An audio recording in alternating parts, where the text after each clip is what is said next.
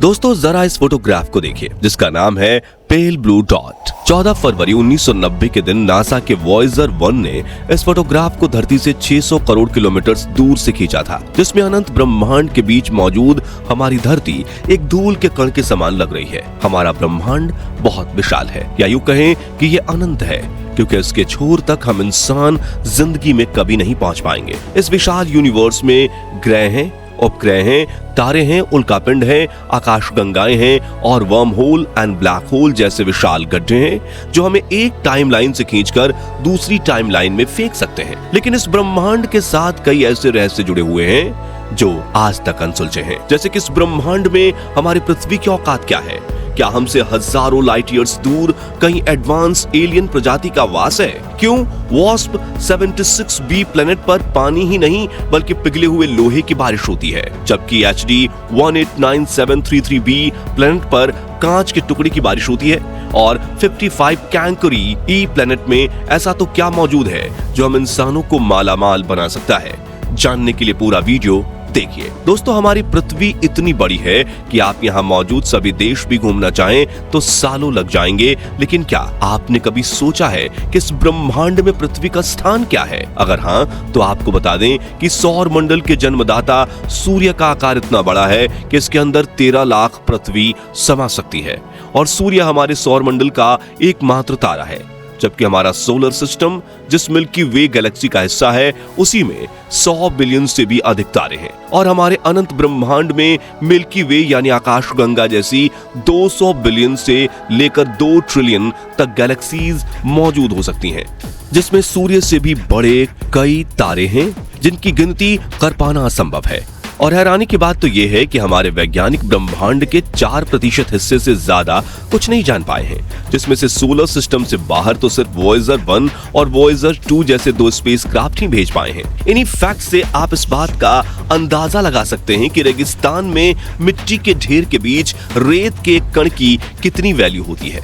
इस अनंत ब्रह्मांड में पृथ्वी की भी उतनी ही वैल्यू है। दोस्तों ब्रह्मांड का केवल 5% सामान्य पदार्थ से बना है, बल्कि बाकी का 25% डार्क मैटर और 70% डार्क एनर्जी से बना है, जिन्हें केवल महसूस किया जा सकता है लेकिन देखा नहीं जा सकता।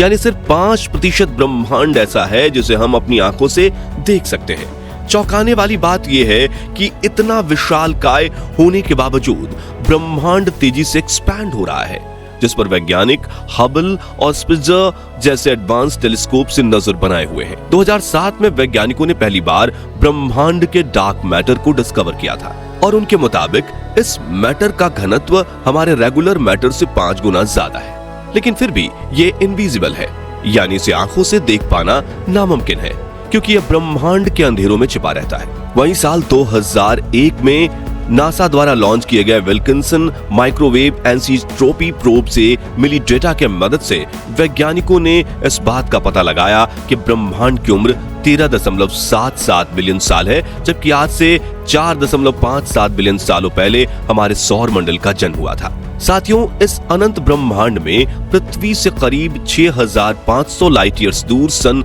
1054 में चमकदार सुपरनोवा का ब्लास्ट हुआ था। तभी क्रैब नेबुला का जन्म हुआ था। अलग अलग रंगों के चमकीले मैटर से बनी ये गोलाकार नेबुला काफी ज्यादा खूबसूरत लगती है, और इसे धरती से कुछ खास टेलीस्कोप्स के जरिए देखा जा सकता है। ब्रह्मांड में मौजूद मैटर का कण-कण गुरुत्वाकर्षण बल से जुड़ा हुआ है, क्योंकि वो ग्रेविटी ही है जो मैटर को एक साथ लाती है और एक स्फीयर प्लैनेट का निर्माण करती है। इसी तरह से ग्रेविटी ने ही हमारे सौर मंडल के सभी ग्रहों का भी निर्माण किया था, लेकिन अलग अलग ग्रह पर ग्रेविटी डिफरेंट होती है। उदाहरण के रूप में हमारी कूदने की ऊंचाई शारीरिक क्षमता के साथ गुरुत्वाकर्षण बल पर भी निर्भर करती है, और अगर आप एक समान बल लगाकर कूदें तो जहां आप पृथ्वी पर 3 फीट ऊंचा कूद पाएंगे, वहीं मंगल पर 6 फीट और चंद्रमा पर 18 फीट और बृहस्पति पर 0 फीट कूद पाएंगे। यानी बृहस्पति पर हम छलांग लगा ही नहीं पाएंगे। दोस्तों सूर्य अपनी धुरी पर अपना गुणनकाल 25 से 35 दिन में पूरा करता है। चंद्रमा 30 दिनों में पूरा करता है, जबकि हमारी पृथ्वी सिर्फ 24 घंटे में अपना घूर्णन काल पूरा कर लेती है।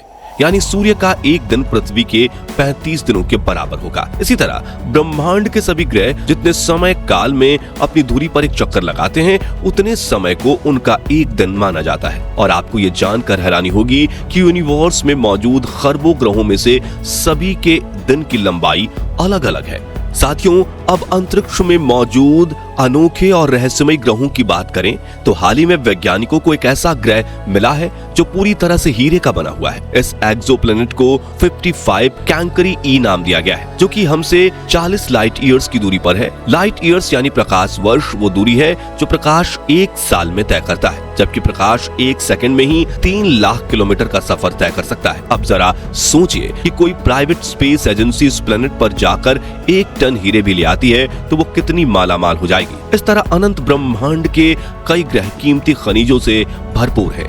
हालांकि इन एक्सोप्लैनेट्स पर जाने के लिए हमें ऐसे स्पेसक्राफ्ट की जरूरत है जो लाइट स्पीड से ट्रैवल करे। दोस्तों, इसी अनंत ब्रह्मांड में वास्प 76b नाम का एक अनोखा प्लेनेट भी मौजूद है, जिसका नीला रंग देखकर आपको ये ठंडा प्लेनेट लग रहा होगा, लेकिन इसे हॉट जुपिटर के नाम से जाना जाता है क्योंकि ये गैस जायंट अपने ही सूर्य से आए हुए रेडिएशन के 94% हिस्से को अपने अंदर ही समा लेता है। लेकिन इससे जुड़ा सबसे खौफनाक फैक्ट ये है कि यहाँ पानी की नहीं बल्कि गर्म लाल तपतपाते लोहे की बारिश होती है। लेकिन गैस जायंट होने की वजह से इसमें बारिश किसी भी दिशा में पड़ सकती है और इस पिघले हुए लोहे का तापमान ही 2400 डिग्री सेल्सियस तक होता है। यानी अगर आप अपना स्पेस क्राफ्ट लेकर इसके वातावरण में दाखिल हुए तो ये तुरंत स्पेस क्राफ्ट के साथ आपको भी पिघलाकर भाप बना देगा। इतना ही नहीं, ये प्लेनेट अपने होस्ट स्टार से इतना टाइटली लॉक्ड है कि ये कभी अपनी धुरी पर घूमता ही नहीं, जिस वजह से इसके एक हिस्से में हमेशा सुबह और एक हिस्से में हमेशा रात बनी रहती है।